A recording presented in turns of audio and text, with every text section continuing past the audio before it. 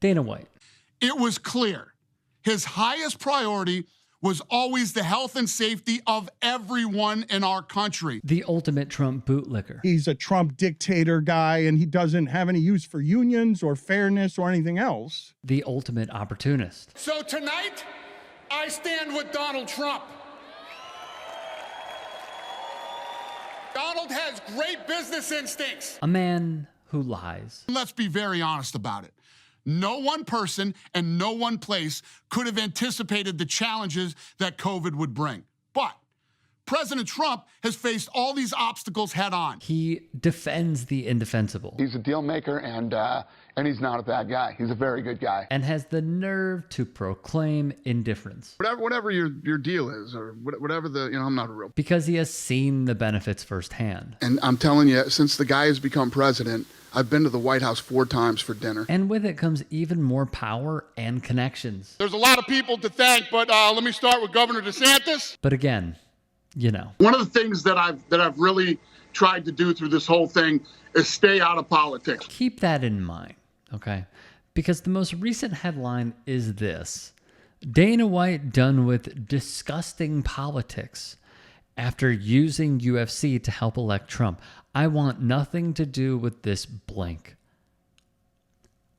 I call bull. I call bull on this, and I'm going to explain why in a minute. The full read, though, is fascinating, as you see right here, by the New Yorker's Sam Egan. Shout out to him. So Egan wrote, White played a pivotal role in brokering relationships between Trump and certain hosts among the manosphere, or broadcast, as Egan puts it.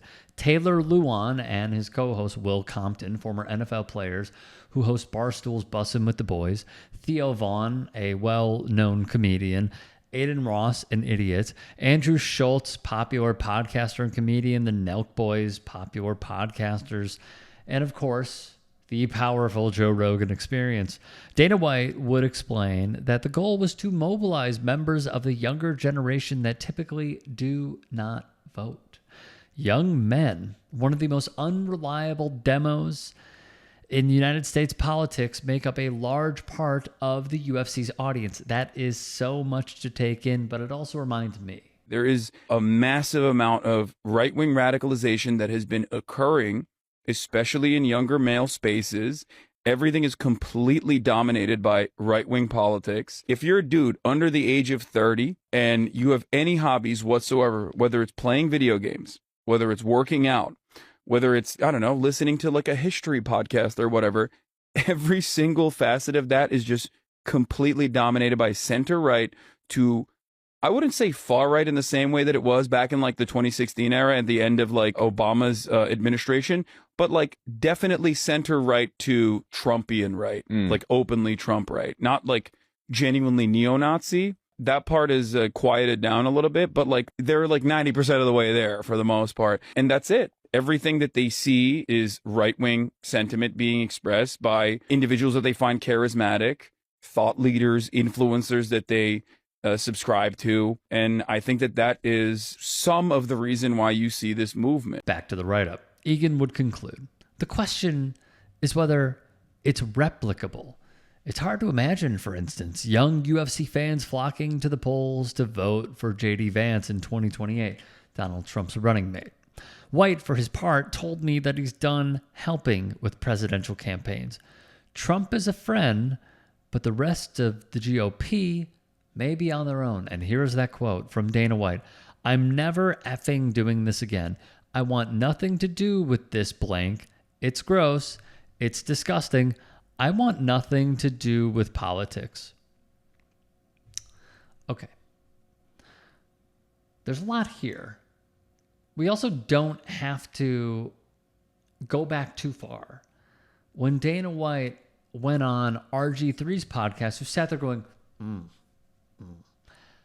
and unopposed said protesting is bad. But there's only a certain form of protesting that Dana White likes. And you know which one he likes as a MAGA guy. We're well aware, okay? Here's why I say this is a crock. First off, you don't do politics Yet look who's in the front rows of your shows. If you don't do politics whatsoever, are you going to disavow Mike Johnson and J.D. Vance and Peter Thiel and Elon from sitting cage side? Because that is, whether you know it or not, a political move. I understand what he's saying. How, yeah, it is gross. It is disgusting. I actually think we could potentially find common ground.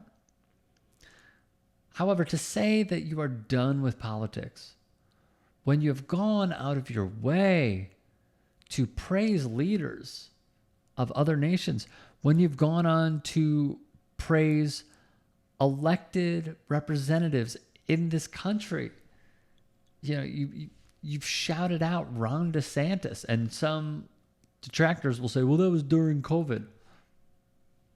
He got really chummy with him and allowed Ron DeSantis multiple times to use the UFC as a campaign rally. He did. And then he allowed his entire sport to be used for a presidential candidate. Now, I've seen some as well say, well, Rick, he's been there since the beginning. The man is running for president. You're allowing your sport to be used. You could say that it's gross and disgusting. You've now done this 3 times. And the most revealing quote was when he talked about how he essentially gave the stamp of approval using his connections for Trump to go on different podcasts. Even if one is Dave Portnoy's Barstool, who, by the way, also sits cage side. And knowing what their goal was. I just don't buy it. And let me also say this. As I stated previously in this piece, with it comes power, comes connections, comes favors. So you're really going to pass up on potentially improving your product and your brand if all it takes is a simple donation, or walking a guy out as you did in a publicity stunt style manner with Tucker Carlson and a Kid Rock song being played. Maybe even Kid Rock is hitching his wagon to Trump as he walks out. I think people need to understand that he is a business person. So if a politician were to say, hey, I could help you, Dana White's going to say, no, you're gross, you're disgusting. No. What I find to be most interesting, honestly, is how many people take this guy's word for it and then run with the headline. But what also hurts is that he has also cultivated, per se, a press room where there is no questioning what he says. It is just this. It's people who want to be literally branded on their skin as a member of the media, and they request it for a UFC fighter to do it. It is a pure butt-kissing session that he has cultivated. If the Helwanis were there, if the Mark Ramondis were there, who I believe saw the writing on the wall, these words would be questioned. But instead, what he has done is cultivated a room of silence. And that is what you see.